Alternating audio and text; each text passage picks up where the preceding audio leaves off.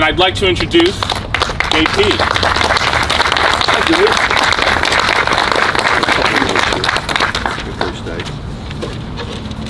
Yeah, they're not going to stay. I don't need notes.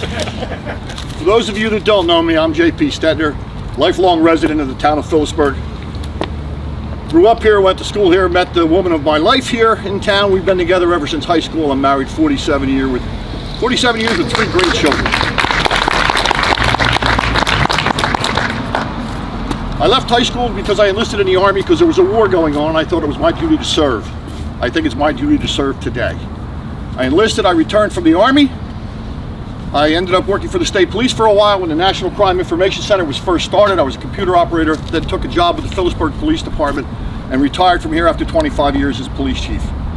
I then took a job as director of security for the Phillipsburg School District for 7 years, and then 10 years as the director of security, safety, and training for the Delaware River Joint Toll Bridge Commission. My entire life has been embedded in public service and protecting people.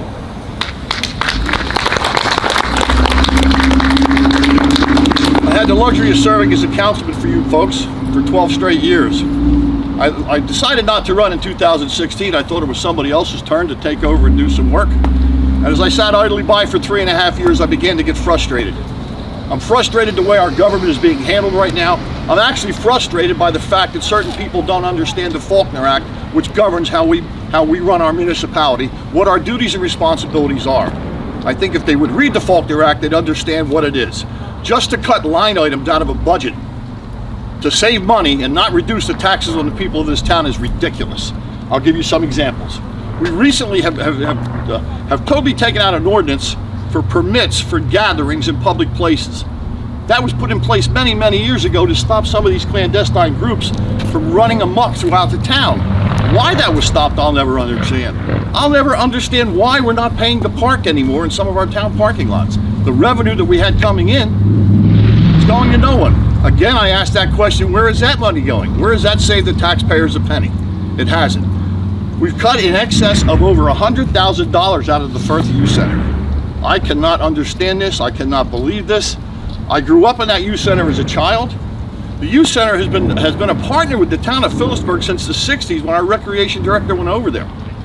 That not only hurt the youth center, and it hurt them bad, it hurt all the youth clubs in this town who now have to pay to play basketball games there all winter on a Sunday because they don't have the funds to support us. So the kids have to go sell more candy bars so that they can play basketball on Sunday morning. It is absolutely ridiculous. There are many, many more things that are happening that we're going to be discussing as this goes on, but the last thing I want to touch on is this building right over here.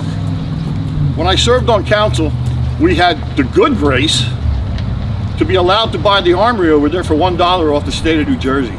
The Armory is a public building, so it can never be a tax rateable. It was the perfect solution to move DPW up there because DPW at the time didn't have the room downtown and they weren't going to meet the stormwater management concerns of the state of New Jersey that were up and coming. We moved the DPW there. The entire council and mayor at the time were in support of moving the police department over there. Somebody had a different idea and stopped it completely.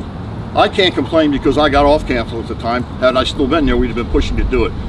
But yet we'll let our police in there when we moved everyone else out, and we're going to tell people that it's safe because they're doing tests. Well, if it's safe, why aren't we all back in there? I got to ask a simple question. The money from those ratables is going to go anywhere. We can't use it. It's a town property. Our thought at the time was to move everyone over, sell this particular facility, and use the assets from that sale to offset the cost of the taxpayers, so it was very minimal at cost. And that's where we stood. I'll close by saying I've had the honor to serve you folks for many, many years. I've been blessed with that honor. I believe in every oath I have ever taken anywhere in this world.